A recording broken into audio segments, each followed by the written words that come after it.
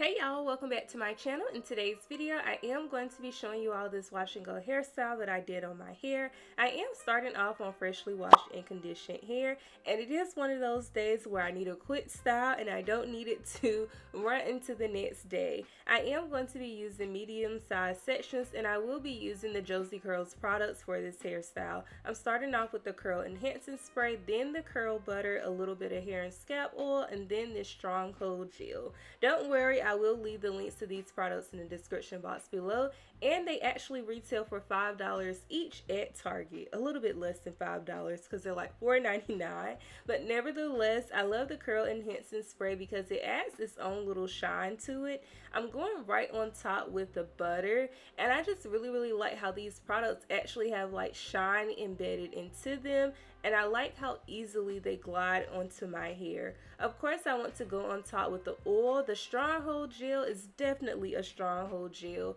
and will leave a significant cast if you don't add a little bit of oil. And you see that thick consistency? It literally just glides right on top and freezes the curls in place, which is why I think this may be one of my favorite gels of 2022.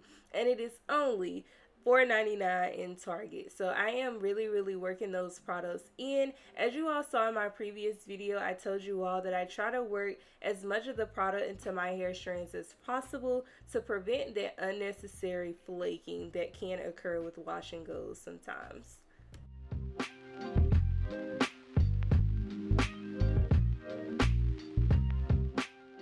I am continuing this process through the rest of that section. Of course, I'm going to use medium-sized sections again because we are trying to make wash day not such a hassle. I am going to make sure that every single strand is thoroughly moisturized and thoroughly coated. With a lot of the weather change that is coming upon us, sometimes our hair can lose just a little bit moisture, so I'm gonna add just a tad bit more moisturizer or the curl butter than I would usually use, just to make sure that it is enough to last all week or until my next wash day.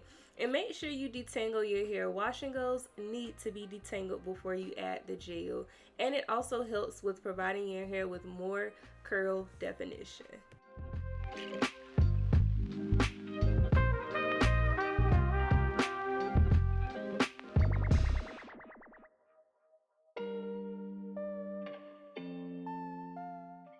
When applying this gel, you all will see me use a combination of smoothing and raking. For this hairstyle, you want to do more smoothing than raking because part of the wash and goes is actually smoothing that hair cuticle, getting rid of all of those frizzes to ensure that you have the most definition as possible.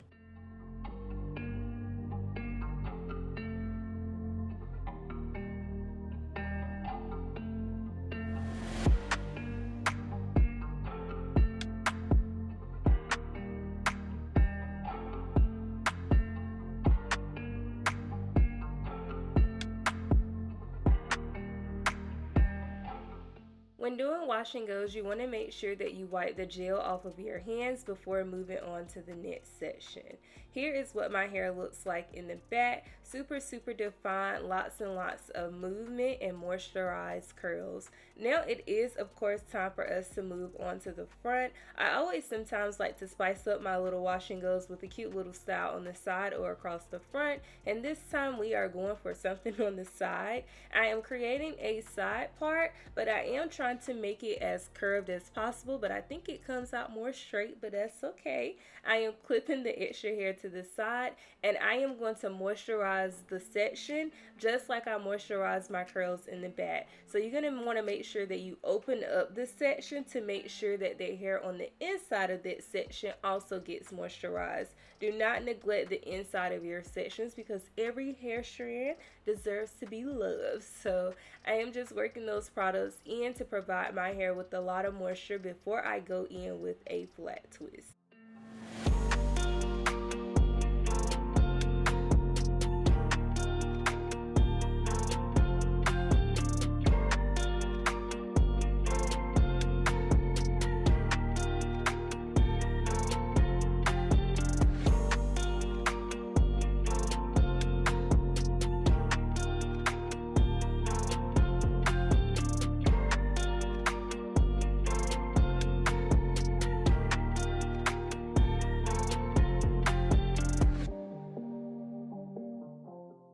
And once the hair is detangled, we can begin with a flat twist. I do like to section off a section in front just to get me started, and I am going to start by picking up small sections of hair, and as I work my way on back, I will pick up more larger sections to have the effect of the twist getting small and then getting a little bit larger.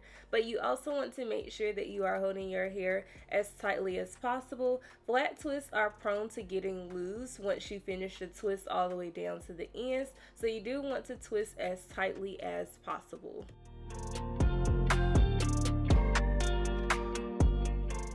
And because they will get loose, I will twist it around, tighten it up in the direction that it's going, and I am going to clip it back so that it can dry as tightly as possible. I'm adding some of that stronghold gel to the perimeter of the twist as well as my edges, and I will give myself a few little swoop-de-doops just to add a little razzle-dazzle to this side of my hair.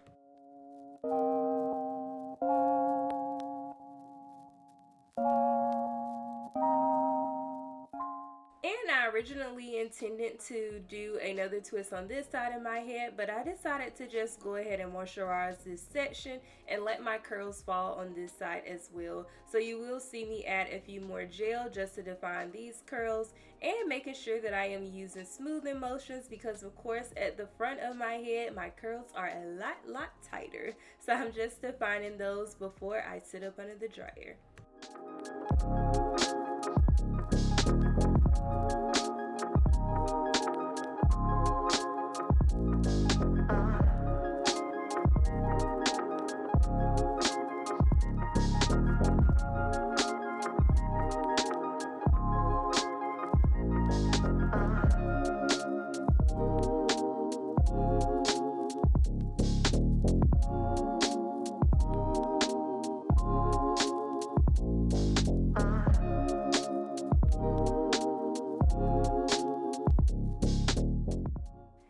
I have to get my neck a little bit. All of that oil just slid right down. And of course I am going to use a little strip just to make sure that my edges stay in place while I am sitting up under the dryer. It did take a lot of work, of course, so I'm trying to get the strip up under my hair, but I am just going to tie that up really tightly before I sit up under the hooded dryer.